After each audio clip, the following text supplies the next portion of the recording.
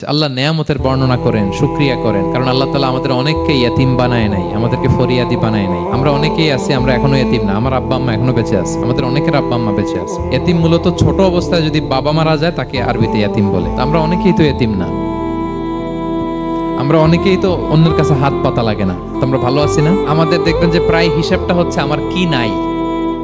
আমাদের হিসাবটা কি কি নাই, কি যে আছে এটার হিসাব করে কুলানোও যাবে না। ঠিক যেই মুহূর্তে এখানে বসে আমরা এই চমৎকার ইফতারি নিয়ে বসে আছি, ঠিক একই মুহূর্তে দেখবেন হসপিটালের আইসিইউতে শুয়ে শুয়ে কাতরাচ্ছে অনেকে। ঠিক এই মুহূর্তে কিডনি ডায়ালিসিস চলতেছে, দেখছেন? কিডনি পেশেন্ট এদিকে ছিদ্র করে ব্লাড সব বের হয়ে রিফাইনিং হয়ে আরেক দিক দিয়ে ঢুকে। ওর চিৎকার শুনলে, বার্ন ইউনিটে গেছেন কখনো?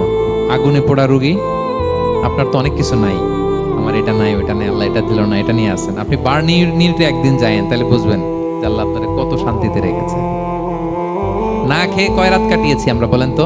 কত লোক বাড়ি ভাড়া পরিশোধ করতে পারে না, ঋণের বোঝায় জর্জরিত, দুরারোগ্য ব্যাধিতে আক্রান্ত, ক্যান্সারের লাস্ট স্টেজে। তাদের সাথে একটু দেখা করেন, ফোর্থ স্টেজে চলে আসছে ক্যান্সার পেশেন্ট। তার চেহারা, তার খাবার, তার চলাফেরা, কিভাবে তার প্রতিটা সেকেন্ড কাটে, একটু দেখে আসবেন, তাইলে বুঝবেন যে কত আল্লাহর দেয়া নেয়ামতের সাগরে হাবুডুবু খাই আমরা।